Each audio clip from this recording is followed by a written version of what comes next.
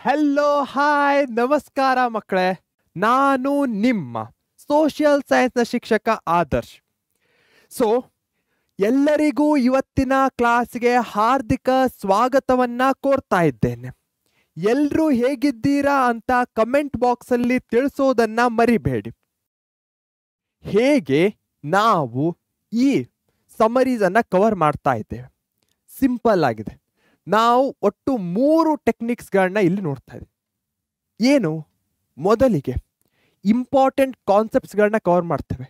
ಯಾವ್ದಾವ್ದು important ಇದೆಯೋ ಅವು, ಯಾವ್ದಾವ್ದು repeated ಆಗಿ PYQsಗಳಲ್ಲಿ ಬಂದಿದೆಯೋ ಅವು, ಹಾಗೆ ಹೇಗೆ ನಾವು ಆನ್ಸರನ್ನು ಮಾಡಬಹುದು, ಯಾವ ಟೆಕ್ನಿಕ್ಸ್ಗಳಿಂದ ಸುಲಭವಾಗಿ ಆನ್ಸರ್ ಮಾಡಬಹುದು, ಆ ವೇನಲ್ಲಿ ನಾವು ಈ ಚಾಪ್ಟರನ್ನು ಕವರ್ ಮಾಡ್ತಾ ಇದ್ದೇವೆ. World wars and India's role, ಮಹಾಯುದ್ಧಗಳು ಹಾಗೂ ಭಾರತದ ಪಾತ್ರ ವೆರಿ ಇಂಪಾರ್ಟೆಂಟ್ ಆಗುತ್ತೆ. ಯಾಕೆ ವೆರಿ ಇಂಪಾರ್ಟೆಂಟ್ ಅಂತ ಹೇಳ್ತಾ ಇದ್ದೇನೆ? 4 ಮಾರ್ಕ್ಸ್ ಈ ಚಾಪ್ಟರ್ನಿಂದ ಬರುವಂತಹ ಸಾಧ್ಯತೆ ಇದೆ. 1 ಮಾರ್ಕ್, 2 ಮಾರ್ಕ್, 3 or 4 ಮಾರ್ಕ್ ಈ ರೀತಿಯ ಕ್ವಶನ್ಸ್ಗಳನ್ನ ಕೇಳಬಹುದು. ನೆಕ್ಸ್ಟ್ ಯಾವ ಯಾವ ಮುಖ್ಯವಾದ ಟಾಪಿಕ್ಸ್ಗಳನ್ನ ಕವರ್ ಮಾಡ್ತಾ ಇದ್ದೇವೆ ಇದರಲ್ಲಿ? ಫಸ್ಟ್ ವರ್ಲ್ಡ್ ವಾರು, ಅದಾದ ನಂತರ treaty of Versailles, rise of dictators ಅಲ್ಲಿ Nazi Mussolini important. Second world war, ಅದಾದಮೇಲೆ ಇಂಡಿಯಾದೇನು ಕಾಂಟ್ರಿಬ್ಯೂಷನ್ ಇತ್ತು ಫಸ್ಟ್ ಮತ್ತು ಸೆಕೆಂಡ್ ವರ್ಲ್ಡ್ ವಾರ್ ಅಲ್ಲಿ, ಕಮಾಂಡೆಂಟ್ಸ್ ಯಾರಾಗಿದ್ರು, ತೀನ್ ಮೂರ್ತಿ ಚೌಕ್, ಇವುಗಳ ಬಗ್ಗೆ ಡಿಸ್ಕಸ್ ಮಾಡ್ತೀನಿ. ಓಕೆ, ಒಂದೊಂದಾಗೆ ನೋಡೋಣ ಬನ್ನಿ. ಎಲ್ಲರೂ ಕಮೆಂಟ್ ಬಾಕ್ಸ್ ಅಲ್ಲಿ ತಿಳಿಸಲೇಬೇಕು. ಎಕ್ಸಾಮ್ ಪಾಯಿಂಟ್ ಆಫ್ ವ್ಯೂದಿಂದ very very very important question, ಬಹಳಷ್ಟು ಬಾರಿ ರಿಪೀಟೆಡ್ ಆಗಿ ಕೇಳಿರುವಂತಹ ಪ್ರಶ್ನೆ. World war 1 started in the year, ಪ್ರಥಮ ವಿಶ್ವಯುದ್ಧ ಯಾವ ವರ್ಷದಲ್ಲಿ ಆರಂಭವಾಯಿತು? 1918, 1914, 1939, 1945? ಯಾವುದು ಸರಿಯಾದ ಉತ್ತರ? ಜಸ್ಟ್ ಆಪ್ಷನ್ ಅನ್ನು ಸಹ ಕಮೆಂಟ್ ಬಾಕ್ಸ್ ಅಲ್ಲಿ ಕೊಟ್ಟರು ಸಾಕು, ಬೇಗನೆ ಆನ್ಸರ್ ಮಾಡಿ. 4 ಆಪ್ಷನ್ಸ್ಗಳಿವೆ, ಯಾವುದು ಸರಿಯಾದ ಉತ್ತರ? Correct answer is 1914. ಸೊ ಪ್ರಥಮ ವಿಶ್ವಯುದ್ಧ 1914 to 1918 ವರೆಗೆ ನಡೆಯುತ್ತೆ. ವೆರಿ ಇಂಪಾರ್ಟೆಂಟು ಇಯರ್ಸು, ಮಿಸ್ ಮಾಡ್ಕೊಳ್ಳೋಕೆ ಹೋಗ್ಲೇಬೇಡಿ. ವರ್ಲ್ಡ್ ವಾರ್ 1 1914 to 1918, ಇದರಲ್ಲಿ ಈ ಒಂದು question very very very very important. ಹೇಗೆ 1857ನ ಇಮಿಡಿಯೇಟ್ ಕಾಸ್ ಇಂಪಾರ್ಟೆಂಟು, ಅದೇ ರೀತಿ ಫಸ್ಟ್ ವರ್ಲ್ಡ್ ವಾರ್ನ ಇಮಿಡಿಯೇಟ್ ಕಾಸ್ ಸಹ ಅಷ್ಟೇ ಇಂಪಾರ್ಟೆಂಟು. ಇಲ್ಲಿ ಏನಾಗತ್ತೆ? ಇಲ್ಲಿ assassination of the Austrian prince archduke Franz Ferdinand, ಹೆಸರನ್ನ ನೆನಪಲ್ಲಿಟ್ಕೊಳ್ಳಿ. ಆರ್ಕ್ ಡ್ಯೂಕ್ ಫ್ರಾನ್ಸ್ ಫರ್ಡಿನ್ಯಾಂಡ್ ಇವರನ್ನ ಹತ್ಯೆ ಮಾಡಲಾಗತ್ತೆ ಸರ್ಬಿಯಾದಲ್ಲಿ 28 ಜುಲೈಗೆ. ಯಾವಾಗ ಸರ್ಬಿಯಾದಲ್ಲಿ ಇವರನ್ನ ಹತ್ಯೆ ಮಾಡಲಾಗುತ್ತೋ ಇವರು ಆಸ್ಟ್ರಿಯಾದವರಾಗಿರ್ತಾರೆ. ಹೀಗಾಗಿ ಆಸ್ಟ್ರಿಯಾ ಮತ್ತೆ ಸರ್ಬಿಯಾ ಇವೆರಡರ ಮಧ್ಯೆ ಇದು ಮನಸ್ತಾಪ, ಕಂದಕವನ್ನ ಸೃಷ್ಟಿಸುತ್ತೆ. ಇದೇ ಮುಂದೆ ಬೇರೆ ಬೇರೆ ದೇಶಗಳು ಇನ್ವಾಲ್ವ್ ಆಗ್ತಾ ಹೋಗುತ್ತೆ. ಅದೇ ಫಸ್ಟ್ ವರ್ಲ್ಡ್ ವಾರ್ ಆಗುತ್ತೆ. So first world war immediate cause ಅಂದ ಕೂಡಲೇ ಆರ್ಕ್ ಡ್ಯೂಕ್ ಫ್ರಾನ್ಸ್ ಫರ್ಡಿನ್ಯಾಂಡ್ ನಿಮ್ಮ ಮೈಂಡಲ್ಲಿ ಬರಲೇಬೇಕು. ಇವರೇ ಆರ್ಕ್ ಡ್ಯೂಕ್ ಫ್ರಾನ್ಸ್ ಫರ್ಡಿನ್ಯಾಂಡ್. ಮೀಸೆ ಸಖತ್ತಾಗಿದೆ ಅಲ್ವಾ? ಎಸ್, ಇದು ಸಹ very very important question. Versailles pact was signed in the year, ಯಾವ ವರ್ಷದಲ್ಲಿ ವರ್ಸೆಲ್ಸ್ ಒಪ್ಪಂದವನ್ನು ಸಹಿ ಮಾಡಲಾಗತ್ತೆ? ಒಂದು ಹಿಂಟ್ ಕೊಡೋದಾದ್ರೆ, ಫಸ್ಟ್ ವರ್ಲ್ಡ್ ವಾರ್ ಮುಗಿದ ನಂತರ ಇದನ್ನ ಸೈನ್ ಮಾಡಲಾಗತ್ತೆ. 1918, 1917, 1916, 1919? ಯಾವುದು ಸರಿಯಾದ ಉತ್ತರ? 4 ಆಪ್ಷನ್ಸ್ಗಳಿವೆ. ಮಾಡ್ತಾ ಇದ್ದೀರಾ comment? Yes, the correct answer Versailles ಪ್ಯಾಕ್ಟಿಗೆ 1919 ಇದು ಸರಿಯಾದ ಆನ್ಸರ್ ಆಗಿದೆ. ಯಾರ್ಯಾರು ಸರಿಯಾಗಿ ಆನ್ಸರ್ ಮಾಡಿದ್ದೀರೋ ಅವರಿಗೆಲ್ಲರಿಗೂ ನನ್ನ ಕಡೆಯಿಂದ ಸ್ಕ್ರೀನ್ ಮೇಲೆ ಒಂದು star. Well done. World war 2 started in the year, ವಿಶ್ವ ಸಮರ 2 ಯಾವ ವರ್ಷದಲ್ಲಿ ಆರಂಭವಾಯಿತು? ನೋಡಿ, ಆಪ್ಷನ್ಸ್ಗಳಿಂದಲೇ ಡೈರೆಕ್ಟ್ ಆಗಿ ಇದು ಅಲ್ಲ ಅಂತ ಹೇಳ್ಬೋದು. Elimination method. ಯಾಕಂದ್ರೆ ಇವೆಲ್ಲವೂ first world war time plan. So 39 ಇಲ್ಲ 45 ಎರಡರಲ್ಲಿ ಒಂದಾಗಬೇಕು. ಯಾವ್ದಾಗಿರಬಹುದು? ಗೆಸ್ ಮಾಡಿ ಕರೆಕ್ಟಾಗಿ ಆನ್ಸರ್ ಅನ್ನ ಬರೀರಿ ಕಮೆಂಟ್ ಬಾಕ್ಸ್ ಅಲ್ಲಿ. ಮಾಡ್ತಾ ಇದೀರ ತಾನೆ? Yes, the correct answer is option C, 1939. So second world war 1939 to 1945 ನಡೆಯುತ್ತೆ, 6 ವರ್ಷಗಳ ಕಾಲ. ಸೊ ಯಾರ್ಯಾರು ಕರೆಕ್ಟಾಗಿ ಆನ್ಸರ್ ಮಾಡಿದ್ದೀರೋ ಅವರಿಗೆಲ್ಲರಿಗೂ ಸ್ಕ್ರೀನ್ ಮೇಲೆ ಒಂದು ಸ್ಟಾರ್. ಆ ಸ್ಟಾರ್ ಅನ್ನ ಖುದ್ದಾಗಿ ನನ್ನ ಪಾಕೆಟ್ ಇಂದ ನಾನೇ ಕಳಿಸ್ತಾ ಇದ್ದೇನೆ. ಸೊ ಎಲ್ಲರೂ ಖುಷಿಯಾಗಿ. ಓಕೆ, ಹೆಚ್ಚಿನ ಸ್ಟಾರ್ ಉಳಿದಿಲ್ಲ ಪಾಕೆಟ್ ಅಲ್ಲಿ, ಮತ್ತೆ ನಾಳೆ ರೀಲೋಡ್ ಆಗಿ ಮತ್ತೆ ಬರೋಣ. Okay, so next question. Japan attack the American naval centre. Japan ಯಾವ ಪ್ಲೇಸ್ನಲ್ಲಿ ಅಮೆರಿಕನ್ ನೌಕಾ ಕೇಂದ್ರದ ಮೇಲೆ ದಾಳಿ ಮಾಡಿತು? ಹಿರೋಶಿಮಾ, ನಾಗಾಸಾಕಿ, ಸೂಯೆಜ್ ಕಾಲುವೆ, ಪರ್ಲ್ ಹಾರ್ಬರ್. ಯಾವುದು ಸರಿಯಾದ ಉತ್ತರ? ಅಮೆರಿಕಾ ಅಂತ ಇದೆ. ಅಮೆರಿಕಾದಲ್ಲಿ ಯಾವ ಪ್ಲೇಸ್ ಬರುತ್ತೆ? ಎಲಿಮಿನೇಷನ್ ಮಾಡ್ಬೋದು ತಾನೆ? ಹಿರೋಶಿಮಾ ಅಂತೂ ಅಲ್ಲ, ನಾಗಾಸಾಕಿ ಅಂತೂ ಅಲ್ಲ, ಸೂಯೆಜ್ ಕಾಲುವೆ ಅಂತೂ ಅಲ್ಲ. ಉಳಿದಿರುವಂತಹದ್ದು ಪರ್ಲ್ ಹಾರ್ಬರ್. ಸೊ ಈ ರೀತಿಯಾಗಿ ಬಹು ಆಯ್ಕೆ MCQ ಕ್ವಶನ್ಸ್ಗಳಲ್ಲಿ ಏನು ಆಪ್ಷನ್ಸ್ಗಳಿವೆಯೋ ಅವು ನಮ್ಮ ಫ್ರೆಂಡ್ಸ್ ಆಗಿರತ್ತೆ. ಹೀಗಾಗಿ ಆ ಫ್ರೆಂಡ್ಸ್ಗಳ ಪೂರ್ತಿ ಉಪಯೋಗವನ್ನ ಪಡೀರಿ. ಇವು ನಿಮಗೆ ಕನ್ಫ್ಯೂಷನ್ ಮಾಡಲಿಕ್ಕೆ ಇಲ್ಲ, ಇವು ನಿಮಗೆ ಹೆಲ್ಪ್ ಮಾಡಲಿಕ್ಕೆ ಇವೆ ಅಂತ ತಿಳ್ಕೊಂಡಾಗ ಈ ಎಲ್ಲ ಆನ್ಸರ್ಸ್ಗಳು ನಿಮಗೆ ಈಸಿಯಾಗಿ ತಿಳಿಯುತ್ತೆ. Great, awesome. What were the causes for world war 2? ಇಲ್ಲಿ ವರ್ಲ್ಡ್ ವಾರ್ 1 ಮುಗಿದ ಮೇಲೆ ಏನು ಇಫೆಕ್ಟ್ಸ್ ಆಯಿತೋ ಅದೇ ವರ್ಲ್ಡ್ ವಾರ್ 2ಗೆ ಕಾಸಸ್ ಆಗಿದೆ. ವರ್ಲ್ಡ್ ವಾರ್ 1 ಮುಗಿದ ಮೇಲೆ ವರ್ಸೈಲ್ಸ್ ಪ್ಯಾಕ್ಟ್ ಆಗತ್ತೆ. ಆ ವರ್ಸೈಲ್ಸ್ ಪ್ಯಾಕ್ಟ್ ಏನಾಗತ್ತೆ? ಹ್ಯೂಮಿಲಿಯೇಷನ್ ಆಗಿರುತ್ತೆ ಜರ್ಮನಿಯವರಿಗೆ. ಹಾಗೆ ಗ್ರೇಟ್ ಡಿಪ್ರೆಷನ್ ಸಹ ಬರುತ್ತೆ. ಇಕನಾಮಿಕಲಿ ಬಹಳಷ್ಟು ಕೆಳಗೆ ಹೋಗಿರುತ್ತೆ. ಈಗಿರ್ಬೇಕಾದ್ರೆ ಜರ್ಮನಿ ಇರಬಹುದು, ಬೇರೆ ಕಂಟ್ರೀಸ್ಗಳಲ್ಲಿ ಡಿಕ್ಟೇಟರ್ಸ್ ಬರ್ತಾರೆ. ತಾವು ದೇಶವನ್ನ ಮುನ್ನಡೆಸ್ತೇವೆ ಅಂತ ಹೇಳ್ತಾರೆ. ಎಕ್ಸ್ಟ್ರೀಮ್ ಅಗ್ರೆಸಿವ್ ನ್ಯಾಷನಲಿಸ್ಟ್ ಬರುತ್ತೆ, ಅಟಿಟ್ಯೂಡ್ ಬರುತ್ತೆ. ಇವೇ ಸೆಕೆಂಡ್ ವರ್ಲ್ಡ್ ವಾರ್ಗೆ ಕಾಸಸ್ ಆಗಿದೆ. ಸೊ 1939 ನಾಜಿ ಜರ್ಮನಿ ಪೋಲೆಂಡ್ ಮೇಲೆ ಯುದ್ಧ ಮಾಡುತ್ತೆ. ಅದು ಇಮಿಡಿಯೇಟ್ ಆಗುತ್ತೆ. ಅದಕ್ಕಿಂತ ಮೊದಲು ವರ್ಸೈಲ್ಸ್ ಟ್ರೀಟಿ, ಹ್ಯುಮಿಲೇಟಿಂಗ್ ಅವಮಾನಕರ ಒಪ್ಪಂದ, ಮಿಲಿಟರೀಕರಣ, ನ್ಯಾಷನಲಿಸಮ್ ಇದೆ. ನ್ಯಾಷನಲಿಸಮ್ ಇದೆ ಅಂದಮೇಲೆ ಏನು? ಪ್ರೊಟೆಕ್ಟ್ ಮಾಡಬೇಕು, ಅಟ್ಯಾಕ್ ಮಾಡಬೇಕು, ಅದಕ್ಕೆ ಮಿಲಿಟರಿ ಬೇಕು. Militarisation of nations, economic loss ಆಗುತ್ತೆ. ಹಾಗೆ ಜಪಾನ್ಸ್ ಎಕ್ಸ್ಪ್ಯಾನ್ಷನಿಸ್ಟ್ ಟೆಂಡೆನ್ಸೀಸ್, ಜಪಾನು, ಇಟಲಿ ಹಾಗೆ ಜರ್ಮನಿ ಇವುಗಳ ಒಂದು ವಿಸ್ತರಣಾ ನೀತಿ ಇದಕ್ಕೆ ಒಂದು ವೆರಿ ಇಂಪಾರ್ಟೆಂಟ್ ಕಾಸ್ ಆಗುತ್ತೆ. Rice of dictators. ಸೊ ಇಲ್ಲಿ ತನಕ ಡಿಕ್ಟೇಟರ್ಸ್ ಅಂತ ಹೇಳ್ತಾ ಇದ್ದೆ, ಅವರಲ್ಲಿ ಇಬ್ಬರು ವೆರಿ ಇಂಪಾರ್ಟೆಂಟ್ ಆಗ್ತಾರೆ. Hitler, Mussolini. ಹಿಟ್ಲರ್ ಎಲ್ಲಿ? Adolf Hitler Germany, Benito Mussolini Italy. Fascism ಅಂದ ಕೂಡಲೇ ಅದು ಮುಸೋಲಿನಿಗೆ ಸಂಬಂಧಿಸಿದ್ದು. So explain the features of fascism 2 ಮಾರ್ಕ್ಸ್ಗೆ ಕೇಳಿರುವಂತಹದ್ದು. ಎಕ್ಸಾಮ್ ಪಾಯಿಂಟ್ ಆಫ್ ವ್ಯೂದಿಂದ ವೆರಿ ಇಂಪಾರ್ಟೆಂಟ್ ಕ್ವಶನ್ ಆಗುತ್ತೆ. ಫ್ಯಾಸಿಸಮ್ ಅಂದ ಕೂಡಲೇ ಏನು ನೆನಪಿಗೆ ಬರಬೇಕು? ಸರ್ವಾಧಿಕಾರಿ, ಡಿಕ್ಟೇಟರ್. ಅದರ ಜೊತೆಗೆ ಏನು ಬರುತ್ತೆ? ಅಪೋಸಿಷನ್ ಅನ್ನ ಕಂಟ್ರೋಲ್ ಮಾಡೋದು, ನೋ ಅಪೋಸಿಷನ್. ಮತ್ತೇನು ಬರಬೇಕು? ಎಕ್ಸ್ಟ್ರೀಮ್ ನ್ಯಾಷನಲಿಸಮ್ ಬರಬೇಕು. ಕರೆಕ್ಟ್ ತಾನೆ? ಸೊ ಇಲ್ಲಿ ನಾನು ಆಕ್ಟಿವ್ ಆಗಿ ರಿಕಾಲ್ ಮಾಡ್ಕೊಳ್ತಾ ಇದ್ದೇನೆ. ನೀವೆಲ್ಲರೂ ಓದಿರುವಂತಹದ್ದೇ ಈ ಚಾಪ್ಟರ್ಸ್ಗಳು, ಹೀಗಾಗಿ ಆದಷ್ಟು ರಿಕಾಲ್ ಮಾಡ್ತಾ ಇದ್ದೇನೆ.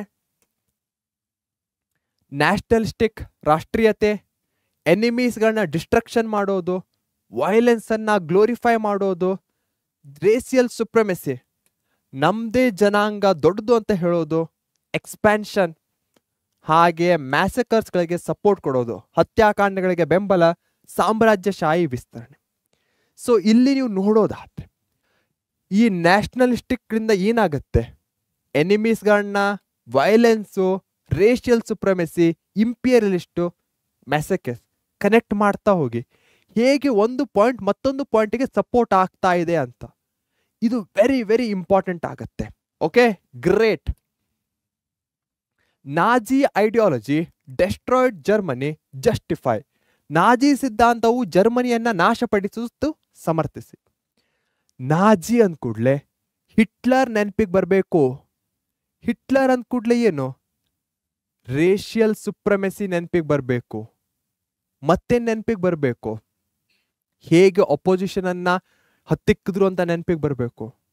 ಮತ್ತೆ ನೆನಪಿಗೆ ಎಕ್ಸ್ಪ್ಯಾನ್ಷನ್ನು, ಮಿಲಿಟರೈಸೇಷನ್ನು, ಅಗ್ರೆಸಿವ್ ನ್ಯಾಷನಲಿಸಮ್ಮು, ಇವೆಲ್ಲವೂ ನೆನಪಿಗೆ ಬರಬೇಕು. ಆರ್ಯನ್ ರೇಸ್, ರೇಷಿಯಲ್ ಸುಪ್ರಮೆಸಿ ಅಂತ ಹೇಳ್ತಾ ಇದ್ದಲ್ಲ, ಅದೇ ಆರ್ಯ ಜನಾಂಗವೇ ಶ್ರೇಷ್ಠ ಅಂತ ಹೇಳಿದ್ರು. Only Germans are eligible to rule the world. ಜರ್ಮನ್ನರು ಮಾತ್ರ ಜಗತ್ತನ್ನ ಆಳಲು ಅರ್ಹರು. ಜ್ಯೂಸ್ ಏನು responsible? Jews are responsible for Germans problem ಅಂತ ಹೇಳ್ತಾರೆ. ಗೋಬೆಲ್ ಎಂಬ ಮಂತ್ರಿಯನ್ನ ನೇಮಕ ಮಾಡ್ತಾರೆ. ಯಾಕೆ ನೇಮಿಸ್ತಾರೆ ಈ ಗೋಬೆಲ್ ಅನ್ನ? ಅವನದು ಕೆಲಸನೇ ಆಗಿತ್ತು ಹೇಟ್ರೆಡ್ ಅನ್ನ ಹಂಚರಿಸೋದು. ಸೊ ಇಲ್ಲಿ ಹೇಗೆ ಸಿಸ್ಟಮೆಟಿಕ್ ಆಗಿ ಅವರು ಮುಂದೆ ಹೋಗ್ತಾ ಇದ್ದಾರೆ ಅಂತ ನೋಡಬಹುದು. ಸೊ ನಾಜಿ ಐಡಿಯಾಲಜಿ ಅಂದ ಕೂಡಲೇ ಆರ್ಯನ್ ರೇಸ್ ನೆನಪಿಗೆ ಬರಬೇಕು. ಜರ್ಮನಿಯನ್ಸ್ ರೂಲ್ ದ ವರ್ಲ್ಡ್ ಇದು ನೆನಪಿಗೆ ಬರಬೇಕು. ಹಾಗೆ ಗೋಬಲ್, ಅದರ ಜೊತೆಗೆ ಬ್ರೌನ್ ಶರ್ಟ್ಸ್, ಬೂದು ಅಂಗಿದಳ ಎಂಬ ಕ್ರೌರ್ಯ ಪಡೆ ಇರಬಹುದು. ಸಾಮೂಹಿಕ ಹತ್ಯಾಕಾಂಡಗಳಾಗತ್ತೆ, ಹೊಲೋಕಾಸ್ಟ್ಗಳಾಗತ್ತೆ, ಕಾನ್ಸಂಟ್ರೇಷನ್ ಕ್ಯಾಂಪ್ ಆಗತ್ತೆ. ಹಿಟ್ಲರ್ಸ್ ಆಂಬಿಷನ್ ಮೇನ್ ಏಮ್ ಆಗತ್ತೆ ಸೆಕೆಂಡ್ ವರ್ಲ್ಡ್ ವಾರಿಗೆ. ಸೊ ಹಿಟ್ಲರ್ ಅಂದ್ಕೂಡ್ಲೆ ನಾಜಿ, ನಾಜಿ ಅಂದ್ಕೂಡ್ಲೆ ಆರ್ಯನ್ ಸುಪ್ರಮೆಸಿ, ಆರ್ಯನ್ ಅಂದ್ಕೂಡ್ಲೆ Germanians are superiors, Germanians are superiors ಅಂದ್ಕೂಡ್ಲೆ ಏನು? ಆ ಐಡಿಯಾಲಜಿನ ಸ್ಪ್ರೆಡ್ ಮಾಡ್ಬೇಕಂದ್ರೆ ಗಾಬೆಲ್ಸ್ ಬರ್ತಾನೆ, ಗಾಬೆಲ್ಸ್ ಜೊತೆಗೆ ಬ್ರೌನ್ ಶರ್ಟ್ಸ್ ಬರುತ್ತೆ. ಈ ರೀತಿಯಾಗಿ ಎಲ್ಲವೂ ಲಿಂಕ್ ಆಗಿರುವಂತಹದ್ದೇ, ಒಂದರ ನಂತರ ಒಂದು, ಒಂದರ ನಂತರ ಒಂದು. Okay, cool, awesome. So Mussolini ಹೇಗೆ ಡಿಕ್ಟೇಟರ್ ಆದ? ಮುಸ್ಸೋಲಿನಿ ಫ್ಯಾಸಿಸಮ್ ಅದ್ ನೆನಪಿಗೆ ಬಂತು. ಆದರೆ ಆತ ಡಿಕ್ಟೇಟರ್ ಹೇಗಾದ ರಿಕಾಲ್ ಮಾಡ್ಕೊಳ್ಳಿ. ಸೊ ಮುಸ್ಸೋಲಿನಿ ಹೇಗೆ ಸರ್ವಾಧಿಕಾರಿ ಆದ? ಸಿಂಪಲ್, ಯೋಚನೆ ಮಾಡಿ. ನಂದು ಒಂದೇ ರೂಲ್ ಇರ್ಬೇಕಂದ್ರೆ ಏನು? ಅಪೋಸಿಷನ್ ಅನ್ನ ನಾವು ತೆಗೆದು ಹಾಕ್ಬೇಕು. ಸೊ ಅಪೋಸಿಷನ್ ಅನ್ನ ಆತ ತೆಗೆದು ಹಾಕ್ದ. ಹೇಗೆ ತೆಗೆದು ಹಾಕ್ದ? ಡೆಮೋಕ್ರಸಿಯನ್ನೇ ಆತ ಡಿಸ್ಮಿಸ್ ಮಾಡ್ತಾನೆ. 1925 ಆತ ಡಿಕ್ಟೇಟರ್ಶಿಪ್ ತಗೊಳ್ತಾನೆ. ಪೊಲಿಟಿಕಲ್ ಅಪೋನೆಂಟ್ಸ್ ಅನ್ನ ಆತ ಡಿಸ್ಟ್ರಾಯ್ ಮಾಡ್ತಾನೆ. ಹೇಗೆ ಡಿಸ್ಟ್ರಾಯ್ ಮಾಡ್ತಾನೆ? ಸೀಕ್ರೆಟ್ ಪೊಲೀಸ್, ರಹಸ್ಯ ಪೊಲೀಸರ ಬೆಂಬಲದಿಂದ. ಕಾರ್ಮಿಕರ ಮುಷ್ಕರಗಳನ್ನ ಆತ ನಿಷೇಧಿಸ್ತಾನೆ. ಸಿಂಗಲ್ ಪಾರ್ಟಿ ಡಿಕ್ಟೇಟರ್ಶಿಪ್ ಮಾಡ್ತಾನೆ. ಸಿಂಪಲ್. ಏನಿದೆ ಇಲ್ಲಿ? ಒಂದು, ಅಪೋಸಿಷನ್ ಇರಬಾರ್ದು. ಅಪೋಸಿಷನ್ ಇರಬಾರ್ದು ಅಂದ್ರೆ ಏನು? ಅವರನ್ನು ಸಾಯಿಸಬೇಕು. ಅದಕ್ಕೆ ಸೀಕ್ರೆಟ್ ಪೊಲೀಸ್ ಮಾಡ್ತಾನೆ. ಅಪೋಸಿಷನ್ ಅನ್ನ ಸಾಯಿಸ್ತಾ ಲೇಬರ್ ಯೂನಿಯನ್ ಬೇರೆ ಬೇರೆ ಯೂನಿಯನ್ಸ್ಗಳಿಂದ ಪ್ರೊಟೆಸ್ಟ್ ಆಗ್ತಾ ಇತ್ತು, ಅದನ್ನ ಹತ್ತಿಕ್ದ. ಈ ರೀತಿಯಾಗಿ ಆತ ಏನೂ ಅಪೋನೆಂಟ್ ಇಲ್ಲದೆ ಇರೋ ಹಾಗೆ ನೋಡ್ಕೊಳ್ತಾನೆ. ವೆರಿ ಇಂಪಾರ್ಟೆಂಟ್ ಆಗುತ್ತೆ. ಇಲ್ಲಿ ತನಕ ನಾವು ವರ್ಲ್ಡ್ ವಾರ್ 1, ವರ್ಲ್ಡ್ ವಾರ್ 2 ತಿಳ್ಕೊಂಡ್ವಿ. ಈಗ ಈ ಎರಡೂ ವರ್ಲ್ಡ್ ವಾರ್ಸ್ಗಳಲ್ಲಿ ಇಂಡಿಯಾದ ಏನ್ ರೋಲ್ ಇತ್ತು, ಹೇಗೆ ಕಾಂಟ್ರಿಬ್ಯೂಟ್ ಮಾಡ್ತು? ಈ ಎರಡೂ ವರ್ಲ್ಡ್ ವಾರ್ಸ್ಗಳಲ್ಲಿ ಭಾರತ ಬ್ರಿಟನ್ನ ಪರವಾಗಿತ್ತು. ಯಾಕಂದ್ರೆ ಇವೆಲ್ಲವೂ 1947ಗಿಂತ ಮೊದಲು. ಇಂಡಿಯಾದ ಹತ್ರ ಆಪ್ಷನ್ನೇ ಇರಲಿಲ್ಲ. ಬ್ರಿಟಿಷ್ ಹೇಳಿದ ಹಾಗೆ ನಾವು ಯುದ್ಧದಲ್ಲಿ ಪಾರ್ಟಿಸಿಪೇಟ್ ಮಾಡಬೇಕಾಗಿತ್ತು. ಹೀಗಾಗಿ ವರ್ಲ್ಡ್ ವಾರ್ 1ದಲ್ಲಿ ಇಂಡಿಯಾದ ಏನು ರೋಲ್ ಇತ್ತು, ವರ್ಲ್ಡ್ ವಾರ್ 2ದಲ್ಲಿ ಇಂಡಿಯಾದ ಏನು ರೋಲ್ ಇತ್ತು? ವೆರಿ ಇಂಪಾರ್ಟೆಂಟ್ ರೋಲ್ ಅನ್ನ ಪ್ಲೇ ಮಾಡುತ್ತೆ. ಇಂಡಿಯಾ ಇಲ್ದಿದ್ರೆ ಬ್ರಿಟನ್ನಿಗೆ ಗೆಲುವು ಸಾಧ್ಯ ಆಗ್ತಾ ಇರಲಿಲ್ಲ ಅಂತಾನು ಹೇಳಬಹುದು. ಇದು ನಾನು ಹೇಳ್ತಾ ಇಲ್ಲ, ಬಹಳಷ್ಟು ಡಾಕ್ಯುಮೆಂಟ್ಸ್ಗಳಲ್ಲಿ ಈ ಮಾತನ್ನ ಹೇಳಲಾಗಿದೆ. So commandants of Mysore lancers, Mysore ಲ್ಯಾನ್ಸರ್ಸ್ನ ಕಮಾಂಡೆಂಟ್ಗಳನ್ನ ಹೆಸರಿಸಿ. ವೆರಿ ಇಂಪಾರ್ಟೆಂಟ್ ಆಗುತ್ತೆ ಎಕ್ಸಾಮ್ ಪಾಯಿಂಟ್ ಆಫ್ ವ್ಯೂದಿಂದ. ಬಹಳಷ್ಟು ಬಾರಿ ಕೇಳಿರುವಂತಹದ್ದು ಯಾರು ಕಮಾಂಡೆಂಟ್ಸ್ಗಳು ಅಂತ. ಹೆಸರನ್ನ ನೆನಪಲ್ಲಿ ಮಾಡ್ಕೊಳ್ಳಿ. ಎ.ಟಿ. ತ್ಯಾಗರಾಜ್, ಎ. ಲಿಂಗರಾಜ್ ಅರಸು, ಸುಬ್ಬರಾಜ್ ಅರಸು, ಕೃಷ್ಣ ಅರಸು, ಮೀರ್ ತಿರಾಕಲಿ, ಸರ್ದಾರ್ ಬಹದ್ದೂರ್, ರೆಜಿಮೆಂಟ್ದಾರ್ B. Chamaraj Arasu, colonel J. Desaraj Arasu. ಇಲ್ಲಿ ನೋಡೋದಾದ್ರೆ ಎಲ್ಲಾ ಕಡೆಗೂ ಅರಸು ಅಂತ ಬರ್ತಾ ಇದೆ. ಈ ಹೆಸರುಗಳನ್ನ ಆದಷ್ಟು ನೆನಪಲ್ಲಿಟ್ಕೊಳ್ಬೇಕು. ಏನಾದರೂ ಶಾರ್ಟ್ ಫಾರ್ಮ್ ನಿಮ್ಗೆ ಗೊತ್ತಿದ್ರೆ ಕಮೆಂಟ್ ಬಾಕ್ಸ್ನಲ್ಲಿ ತಿಳಿಸಿ. ಓಕೆ, ಇಲ್ಲಿ ತನಕ ಬಹಳಷ್ಟು ಕ್ವಶನ್ಸ್ಗಳಿಗೆ ಈ ರೀತಿಯ ಆನ್ಸರ್ಸ್ ಇದ್ದಾಗ ಹೇಗೆ ಶಾರ್ಟ್ ಫಾರ್ಮಲ್ಲಿ ನೆನಪಿಡೋದು ಅಂತ ಹೇಳಿದ್ದೆ. ಇದಕ್ಕೂ ಸಹ ನಿಮ್ಮ ಬಳಿ ಏನಾದರೂ ಶಾರ್ಟ್ ಫಾರ್ಮ್ ಇದ್ದರೆ ದಯವಿಟ್ಟು ತಿಳಿಸ್ತೀರಾ ತಾನೆ? ಗ್ರೇಟ್. ತೀನ್ ಮೂರ್ತಿ ಚೌಕ್ ವೆರಿ ಇಂಪಾರ್ಟೆಂಟ್ ಆಗುತ್ತೆ. ಇಲ್ಲಿ ಹೆಸರಲ್ಲೇ ಇದೆ ತೀನ್, 3 ಲ್ಯಾನ್ಸಸ್ಗಳು ಬರುತ್ತೆ. ಯಾವುದು ಆ 3 ಲ್ಯಾನ್ಸಸ್ಗಳು? ಒಂದಂತೂ ಮೈಸೂರು ಆಯಿತು, ಮತ್ತೊಂದು ಜೋಧ್ಪುರ್, ಮತ್ತೊಂದು ಯಾವ್ದಿರಬಹುದು? ಕಮೆಂಟ್ ಬಾಕ್ಸಲ್ಲಿ ತಿಳಿಸಿ. ಆ ಕ್ವಶನ್ 2 ಮಾರ್ಕ್ಸ್ ಸಿಗಿದ್ರೆ 4 ಹೆಸರು ಬರಿಬೇಕು, 3 ಮಾರ್ಕ್ಸ್ ಸಿಗಿದ್ರೆ 6 ಹೆಸರು ಬರಿಬೇಕು, 4 ಮಾರ್ಕ್ಸ್ ಸಿಗಿದ್ರೆ 8 ಹೆಸರು ಬರಿಬೇಕು. ಸೊ ಮಾರ್ಕ್ಸ್ ವೈಸ್ ಡಬಲ್ ಮಾಡಬೇಕು ಪಾಯಿಂಟ್ಸ್ ಅನ್ನ. ತೀನ್ ಮೂರ್ತಿ ಚೌಕ್ ಮೈಸೂರು, ಜೋಧ್ಪುರ್, ಹೈದರಾಬಾದ್, ಈ 3 ಲ್ಯಾನ್ಸಸ್ಗಳು ಈ ಹೈಫಾ ಚೌಕ್ ಇದರ ಒಂದು ಇಂಡಿಪೆಂಡೆನ್ಸ್ ಅಲ್ಲಿ ದೊಡ್ಡ ಪಾರ್ಟನ್ನು ಪ್ಲೇ ಮಾಡಿರ್ತಾರೆ. ಹೀಗಾಗಿ ಇವರ ಗೌರವ ಸಮೃದ್ಧವಾಗಿ immortalised erecting a beautiful war memorial new ದೆಲ್ಲಿಯಲ್ಲಿ, ಅದನ್ನೇ ತೀನ್ ಮೂರ್ತಿ ಭವನ್ ಅಂತ ಕರೀತಾರೆ. ಮೈಸೂರು, ಜೋಧ್ಪುರ್ ಮತ್ತು ಹೈದರಾಬಾದ್ ಲ್ಯಾನ್ಸರ್ಸ್ಗಳ ಪ್ರಯತ್ನವನ್ನ ತೀನ್ ಮೂರ್ತಿ ಭವನವಾಗಿ ನವದೆಹಲಿಯಲ್ಲಿ ಸುಂದರವಾದ ಯುದ್ಧ ಸ್ಮಾರಕವನ್ನ ನಿರ್ಮಿಸುವ ಮೂಲಕ ಅಮರಗೊಳಿಸಲಾಯಿತು. ಎಕ್ಸಾಮ್ ಅಲ್ಲಿ ಬಹಳಷ್ಟು ಬಾರಿ ಕೇಳಿರುವಂತಹ ಪ್ರಶ್ನೆ. Okay, yes. Next, how did Britain utilise the resources of India during the second world war? ಈಗ ಸದ್ಯನೂ ಸಹ ಕೇಳಿರುವಂತಹ ಪ್ರಶ್ನೆ. ಸೆಕೆಂಡ್ ವರ್ಲ್ಡ್ ವಾರ್ ಅಂತಿದ್ದಾರೆ, ಬ್ರಿಟನ್ ಅಂತಿದ್ದಾರೆ. ಈ ರೀತಿ ಕ್ವಶನ್ ಬಂದಾಗ ಒಂದಂತೂ ಕಾಮನ್ ಆಗಿದೆ, ಏನು? ಆರ್ಮಿ ಪರ್ಸನಲ್, ಸೈನಿಕರ ಉಪಯೋಗವನ್ನು ಪಡಿತಾರೆ. ಅದರ ಜೊತೆಗೆ ಆರ್ಡಿನೆನ್ಸ್ ಕಾರ್ಖಾನೆ, ಇದು ಸಹ ವೆರಿ ಇಂಪಾರ್ಟೆಂಟ್ ಕೀವರ್ಡ್ ಆಗತ್ತೆ. ಭಾರತದ ಇಂಡಸ್ಟ್ರಿಯಲ್ ಏನು ಬಹಳಷ್ಟು ಇಕ್ವಿಪ್ಮೆಂಟ್ಸ್ಗಳನ್ನ ಮಾಡಲಾಗ್ತಾ ಇತ್ತು. ಭಾರತದ ಬಹಳಷ್ಟು ಗೂಡ್ಸ್ ಅಂಡ್ ಸರ್ವಿಸಸ್ಗಳನ್ನ ಕೊಡಲಾಗ್ತಾ ಇತ್ತು ಬ್ರಿಟನ್ರಿಗೆ.